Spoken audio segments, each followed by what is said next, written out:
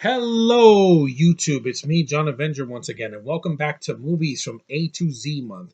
This time I'm reviewing the movie with the letter I, and I've not reviewed it before, so don't ask in the comment section. Just focus on the movie. Do not be a smartass, and you know who you are.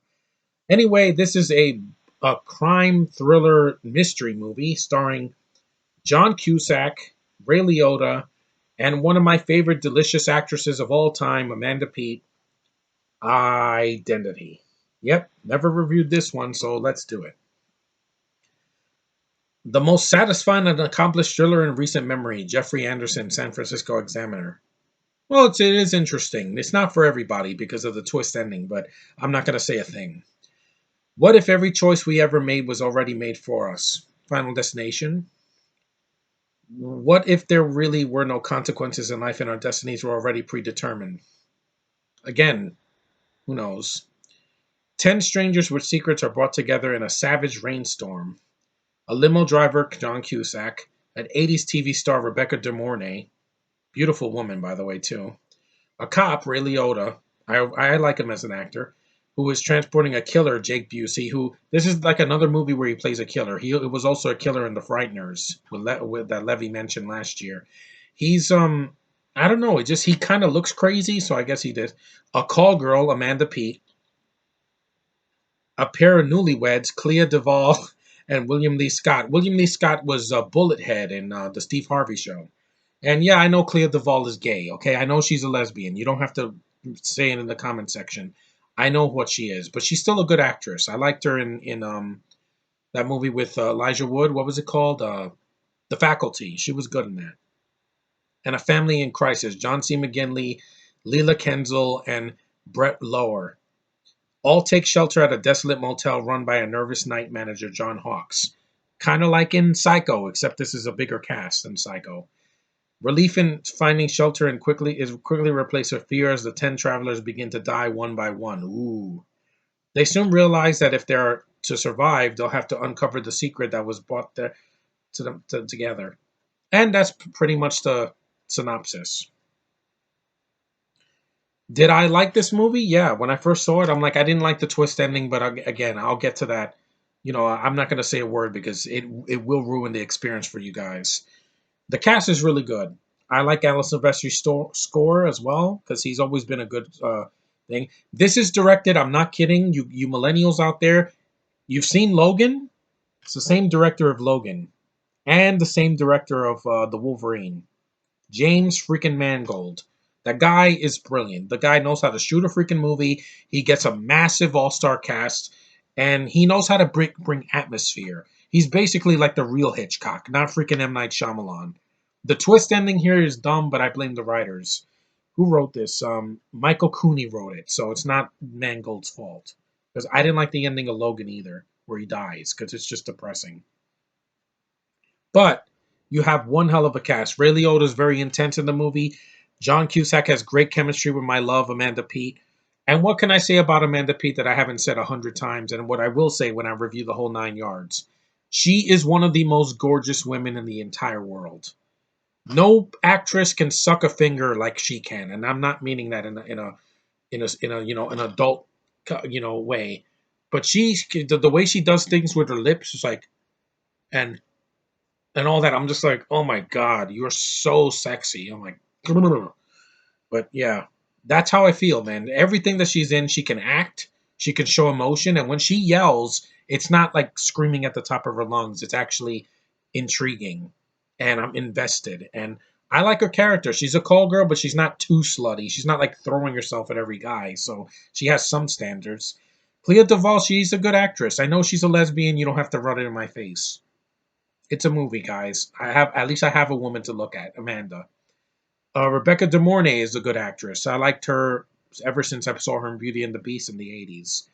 Uh, William Lee Scott, he plays a good newlywed husband. That he's very intense in this. He's not comedic like he was in the Steve Harvey Show, and also the kills are good in this movie for what they are. It's not. It's more. It's like it's got horror elements, but it's more of a thriller. But it's got some blood. It's R-rated, so you do not want to watch this with your kids because it's not for any children. And like I said, it has atmosphere.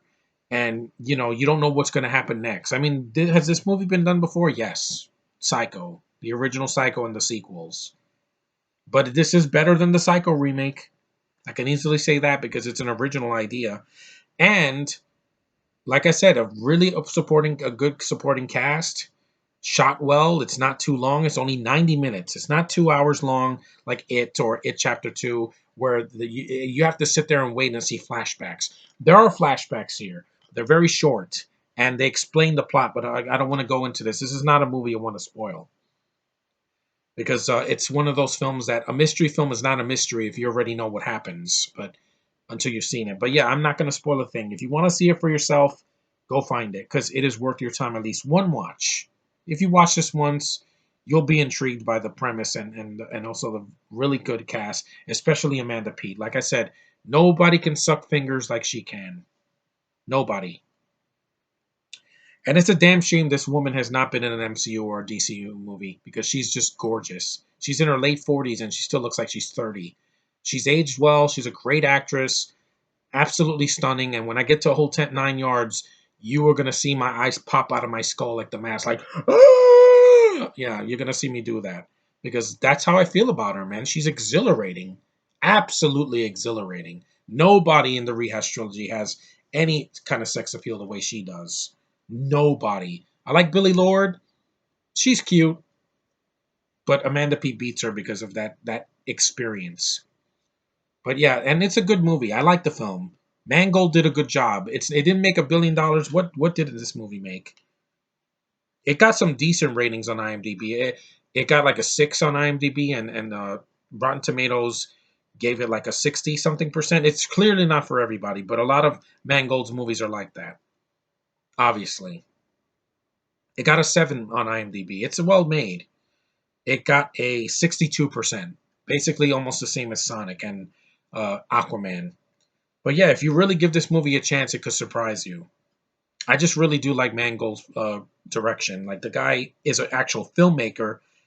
It's a more of a psychological slasher film, but as a thriller as well, because it's not just a guy in a hockey mask or a guy in a potato sack or a guy with a glove for hand with a glove spiky hand. And the producer, yeah, Kathy Conrad. So a woman produced it. The editing is well done. The cinematography is great. It has made 90 million, so on a budget of 28. So that's pretty cool. And I really think it's entertaining. It says Identity is a film that will divide audiences. Of course, every movie does that. Endgame did that because people say it's too long and boring. I loved it, guys. I was invested. When I'm invested, I will sit through anything that when I'm invested in the characters and the plot and the premise. The twist of it to the plot will either impress or exacerbate you. I don't like the ending, but like I said, guys, the first half of the movie is well done. And like I said, I didn't like the ending of the original Psycho either, where Norman still hears his mother and he smiles, and I'm like, that's it. And then the sequel, he's let go, etc. Yeah, spoiler for that, but you people have seen Psycho. But it's a good movie. It did what it did. It got nominated for a couple of Saturn Awards and other things, and I think it's well done. And if you want to see Mangold before he gave Wolverine his best outing, this is a movie in kind of the same vein. It's R-rated, bloody, lots of curse words, no adult situations, and you have Amanda Peet always being sexy and being as brilliant as she is. And if I ever met her, I would tell her that to her face. But it's a well-made movie. It's not for everyone. I say that with a lot of movies, but this one, be warned. The ending is not gonna is either gonna you're gonna be like, oh, or you're gonna be like, what? But I'd rather sit through this than a 3 hour horror film like It or It Chapter Two because I know exactly what's going to happen at the end. That makes it predictable. Here, well, you'll see. But anyway, I like Identity. This is a well made movie. Other than the stupid ending, if you changed it, I think the movie would have been a masterpiece. Honestly, because it's got the right ingredients. So thanks for watching, guys. I hope you watch Identity once. It's worth it to watch it in the holidays like Halloween. and it's short, so you're not going to be sitting there for 3 hours or 2.5. It's a good 90 minutes. It goes by quick, and a great cast to boot. So thanks for watching. Take care, and I'll see you guys in the next one.